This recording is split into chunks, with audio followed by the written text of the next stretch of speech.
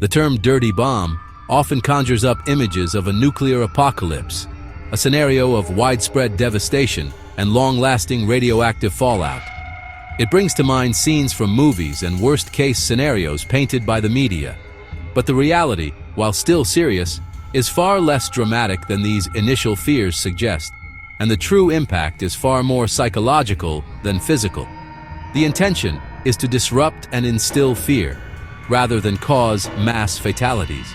Unlike nuclear weapons, which unleash immense energy through nuclear fission or fusion, dirty bombs, also known as radiological dispersal devices or RDDs, are designed primarily to spread fear and anxiety, not mass destruction through a powerful explosion.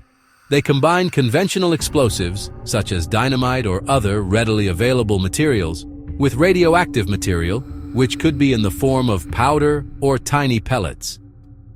The purpose is to contaminate areas with this radioactive material, making them unusable or requiring extensive cleanup, rather than obliterating them with a massive blast.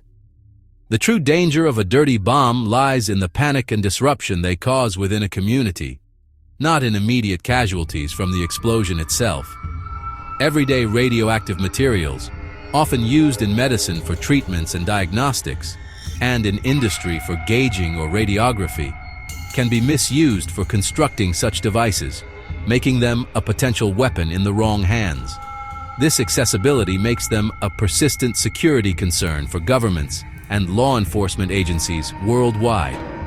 Therefore, understanding precisely what a dirty bomb is, and perhaps more importantly, what it isn't, helps us resist the exaggerated terror and widespread fear that it's specifically designed to inspire.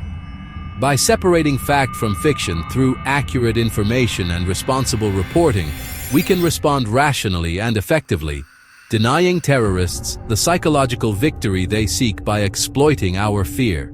Knowledge, preparedness, and a calm demeanor are our best defenses against the psychological warfare and potential disruption caused by the dirty bomb. A dirty bomb.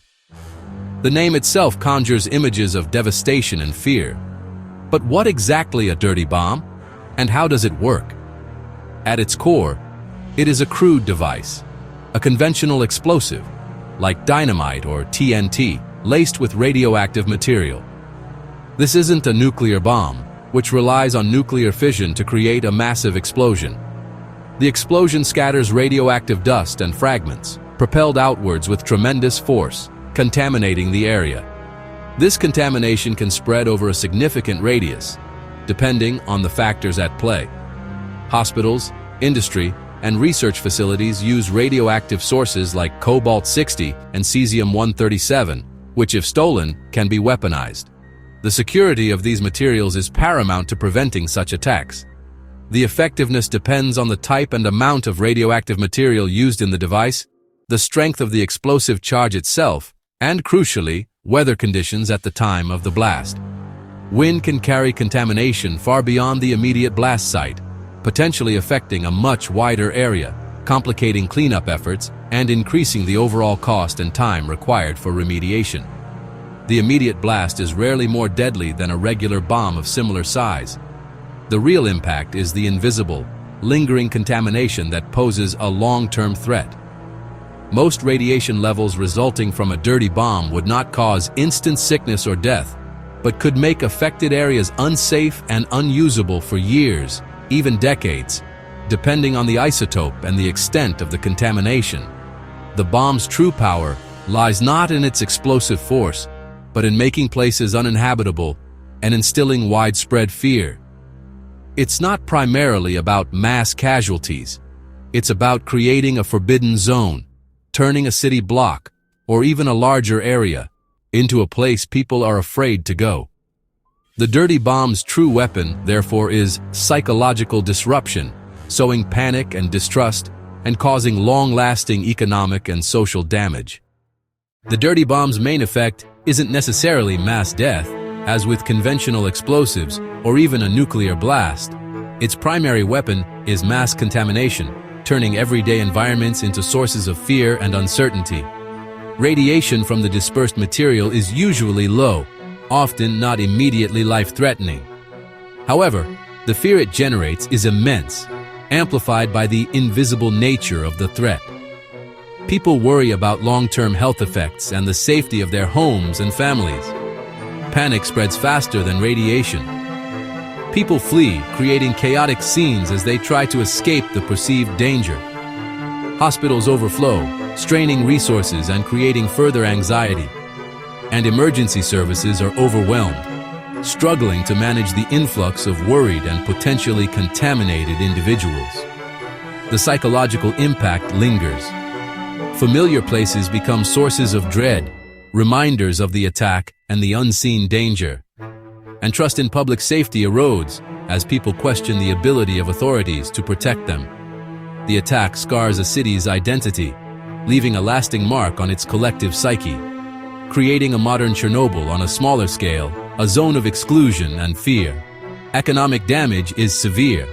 Evacuations disrupt businesses and supply chains. Business closures lead to job losses and financial instability. And costly decontamination can cripple a city, diverting resources from other essential services. The cleanup is slow and expensive, requiring specialized equipment and trained personnel. And the stigma may never fully fade, impacting property values and future development. The dirty bomb is economic and psychological warfare rolled into one, a weapon designed to sow chaos and undermine confidence. Its legacy is fear, a constant undercurrent in the affected community, lost trust in institutions and in each other, and a wounded community, struggling to heal and rebuild. The real harm is in the disruption of daily life, the closure of schools, and the abandonment of public spaces, and the long-term anxiety it creates, a shadow that hangs over the city for years to come. That's the dirty bomb's true objective. Not just physical damage, but lasting psychological and economic devastation. Imagine a dirty bomb detonated in a financial district or major transport hub. The blast might be small, but the discovery of radiation would shut down entire city blocks, halt trading, and paralyze transit. Panic would ripple through global markets, and the economic fallout would be immediate. In residential areas, families would be forced to evacuate, becoming refugees in their own city. Parks and neighborhoods would become wastelands, haunted by the memory of contamination. Even after cleanup, the stigma could turn vibrant areas into ghost towns. The dirty bomb attacks not just people, but the flow and fabric of society. Its true impact is a legacy of doubt and disruption. O debate sobre bomba suja se mistura à tensão entre Irã e Israel. O medo não é que o Irã use uma bomba suja, mas que materiais radiológicos caiam nas mãos de grupos como o Hezbollah. Para Israel, isso representa uma ameaça existencial, capaz de causar pânico e trauma, mesmo sem destruição militar. A falta de transparência do programa nuclear iraniano só aumenta a desconfiança internacional. Agências de inteligência monitoram o risco de desvio de materiais radiológicos. A narrativa da bomba suja serve tanto para alertar sobre riscos reais, quanto para justificar pressões políticas. Entender esse contexto é perceber que o medo da bomba suja é também uma arma geopolítica. It's crucial to distinguish a dirty bomb from a nuclear bomb. A nuclear bomb unleashes massive destruction through atomic fission or fusion, leveling cities in seconds. Dirty bombs use conventional explosives to spread radioactive material. No nuclear chain reaction, no mushroom cloud. The physical damage is limited. The main threat is contamination and fear. Nuclear bombs require rare, highly enriched materials and advanced technology. Dirty bombs use more accessible sources. The radiation from a dirty bomb is far less intense and localized. Dirty bombs are weapons of disruption, not annihilation. Confusing the two only amplifies unnecessary fear. Understanding the difference is key to a rational response. The dirty bomb's real target is our collective psyche. Its purpose is to create fear, disrupt daily life, and provoke overreactions. The invisible threat of radiation lingers in the mind, fueling anxiety long after the event. Terrorists want to see cities paralyzed, economies shaken, and civil liberties eroded by panic. Media coverage amplifies the terror, spreading fear faster than radiation ever could. The dirty bomb is psychological warfare. Its success is measured in headlines and public anxiety, not casualties. The real battleground is the mind, not the contaminated street. Recognizing this helps us resist the manipulation.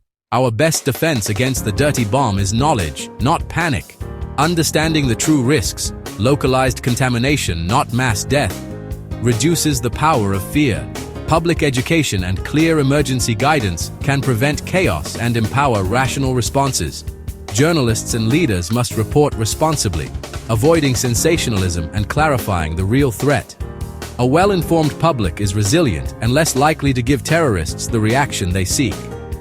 Preparedness and understanding transform fear into calm action. Knowledge is our shield against psychological manipulation. By confronting the facts, we deny the dirty bomb its greatest weapon, our fear. The dirty bomb is a weapon of fear, not apocalypse. Its power lies in psychological and economic disruption, not physical destruction. Robust security and intelligence are vital to prevent attacks, but so is public understanding. By knowing the difference between dirty and nuclear bombs, we strip away the myth and resist panic. An educated society is less vulnerable to terror's psychological tactics. The real victory is refusing to let fear dictate our lives. We confront the dirty bomb not just with barriers, but with informed minds. In the end, knowledge and resilience are our strongest defenses.